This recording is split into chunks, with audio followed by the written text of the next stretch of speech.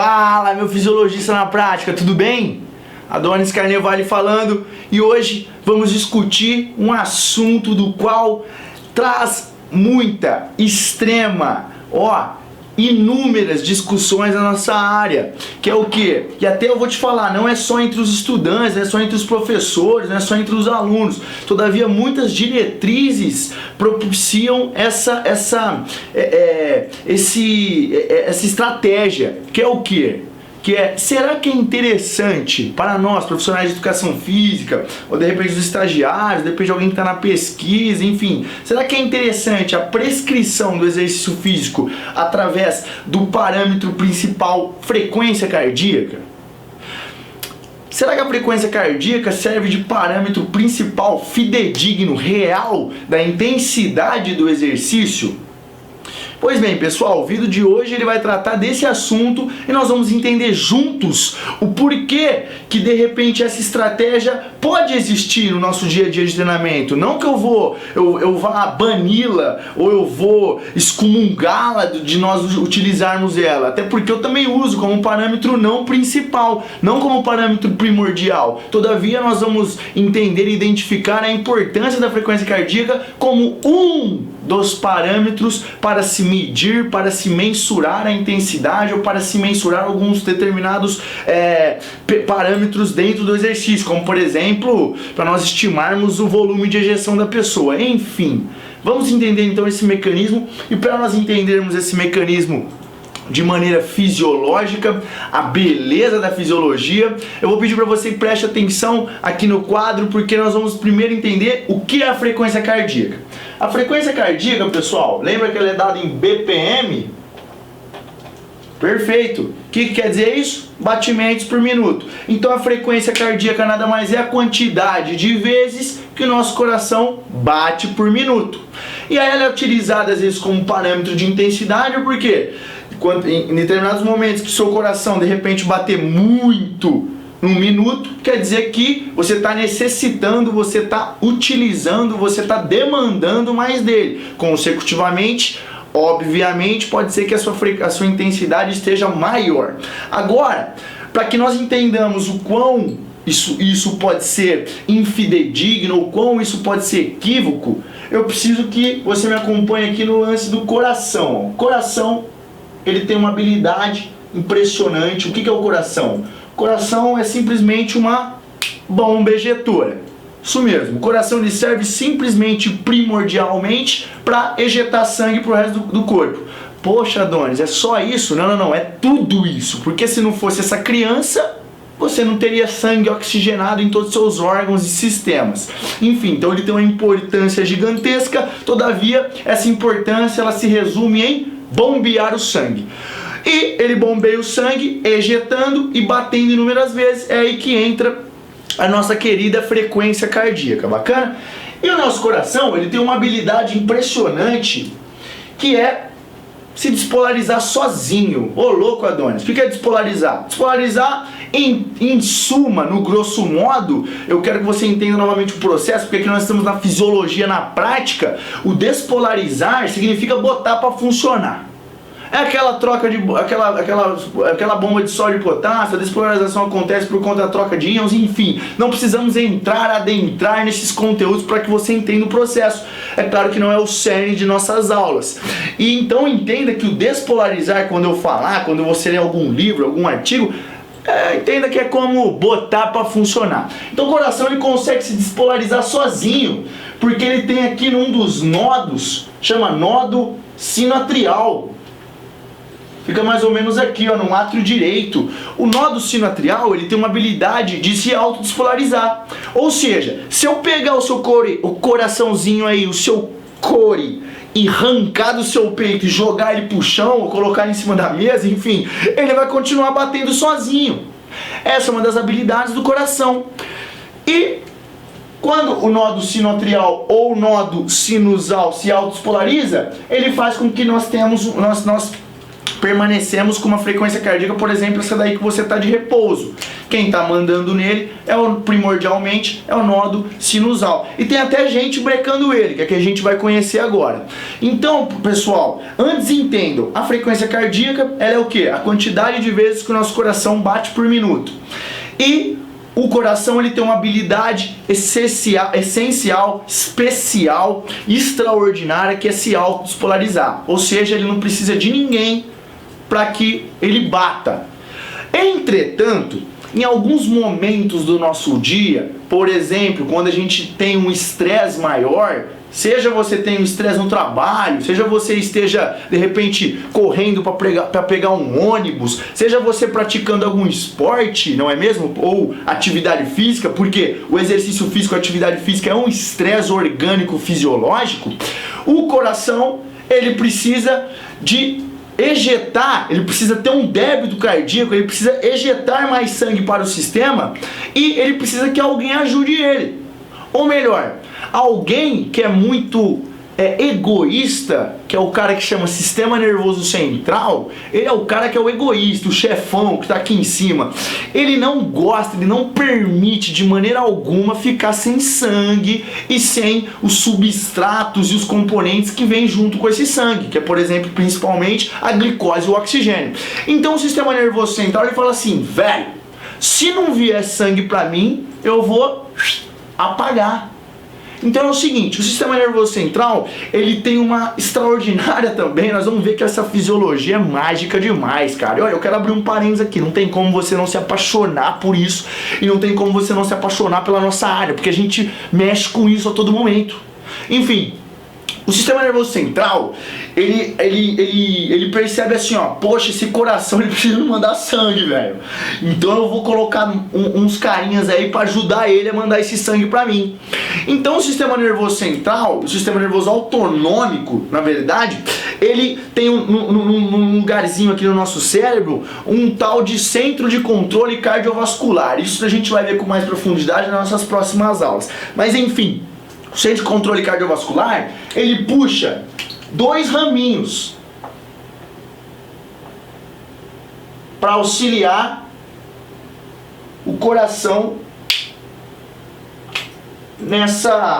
nesse aumento do débito cardíaco, nesse aumento da ejeção de sangue para o resto do sistema. Porque, mais uma vez, ele é um cara muito egoísta, então ele não fica sem.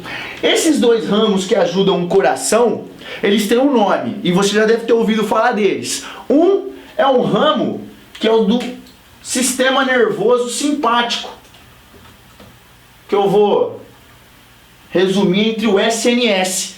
E o outro é o ramo do sistema nervoso parasimpático, que eu vou colocar aqui como SNPS. Adonis, como que funciona esse sistema nervoso simpático e esse sistema nervoso parasimpático? Extremamente fácil, pessoal. O sistema nervoso simpático e o parasimpático, através do sistema nervoso central, auxiliam o coração, ajudam o coração, mandam mensagens para o coração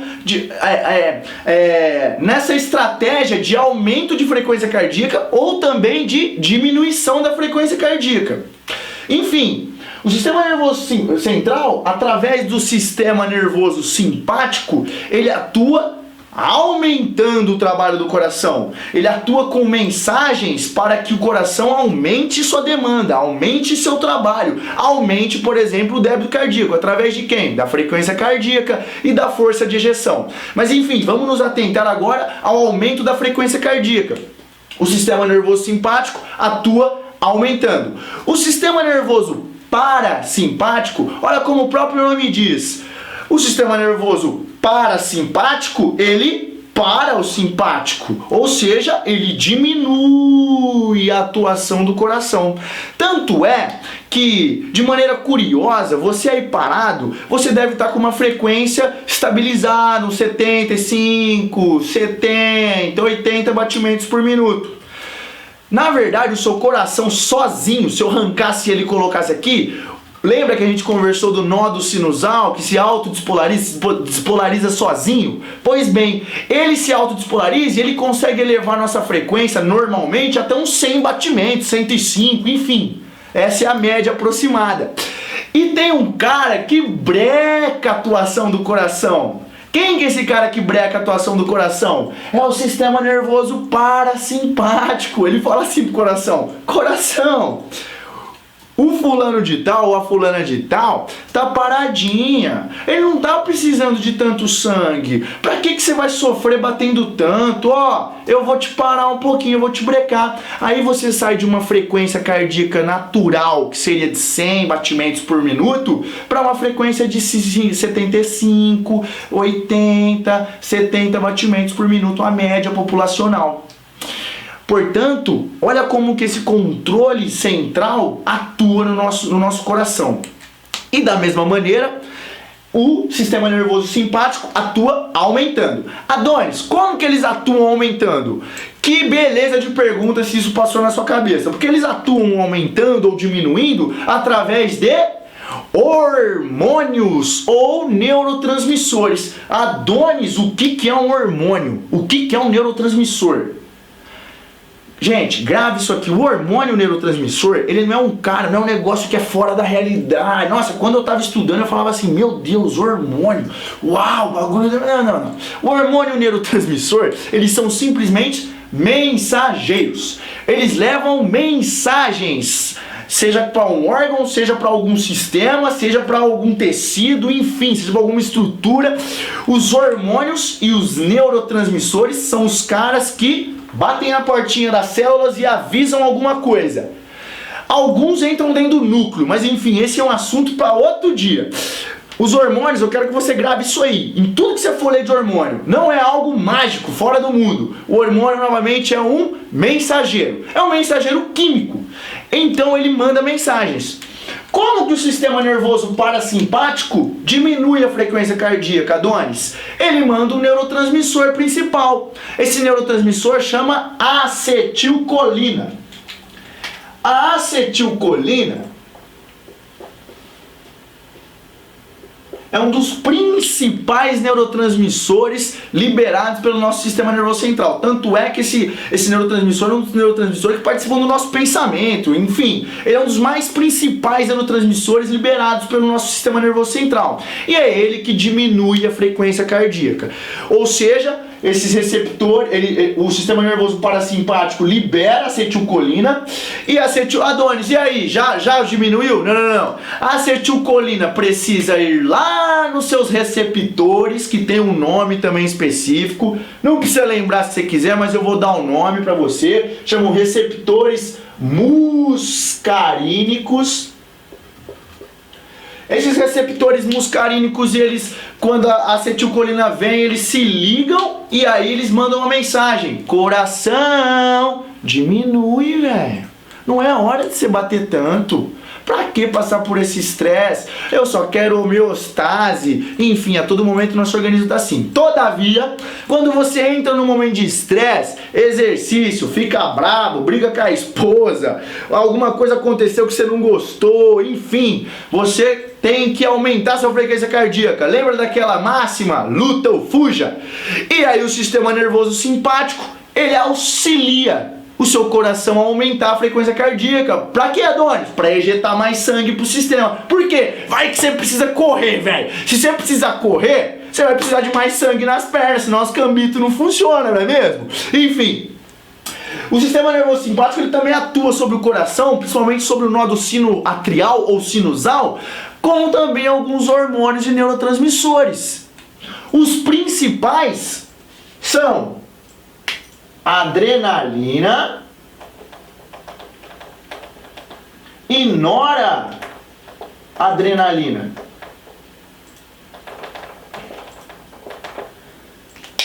Existem também, de repente se você não conhece como adrenalina, o termo epinefrina e norepinefrina. De repente se você lê algum livro, artigo científico, principalmente os artigos científicos gringos, eles vêm com essa terminologia, norepinefrina, enfim, é norepinefrina. A gente já sabe que está falando desses dois hormônios, adrenalina, epinefrina, eles são a mesma coisa. E noradrenalina e norepinefrina também são a mesma coisa. Isso aí só em título de informação e curiosidade para você, tá bom?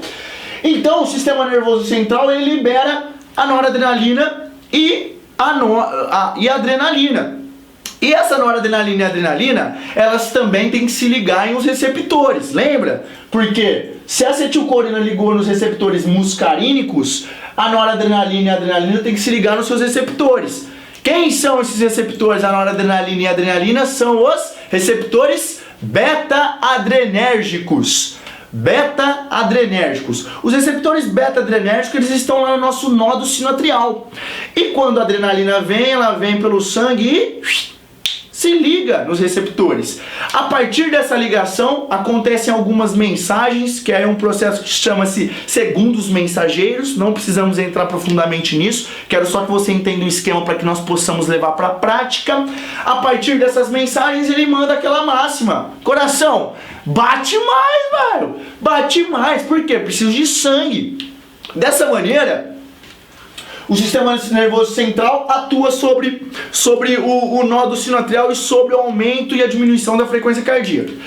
Beleza? Adonis, show de bola. Você apresentou o mecanismo. E agora, por que não é interessante a gente prescrever o exercício físico só pela variável frequência cardíaca? Perfeita pergunta, se você pensou nisso. Seguinte, o que vai depender um cara ter mais frequência cardíaca máxima do que o outro, por exemplo? Adonis, onde você quer chegar? Todas as equações do mundo, elas usam, para predizer a frequência cardíaca, elas usam a variável idade como um variável principal da equação. Todavia, isso não quer dizer que eu que tenho 25 anos e alguém que tem 50 anos eu vou ter a frequência cardíaca maior do que a pessoa. Agora, em médias populacionais, isso acontece. A média de pessoas de 20 anos e a média de pessoas de 50 anos vão ter a frequência cardíaca diferente. A média de pessoas com 50 anos vai ter, em média, uma frequência cardíaca menor do que a média de pessoas de 20 anos. Adonis, por que isso?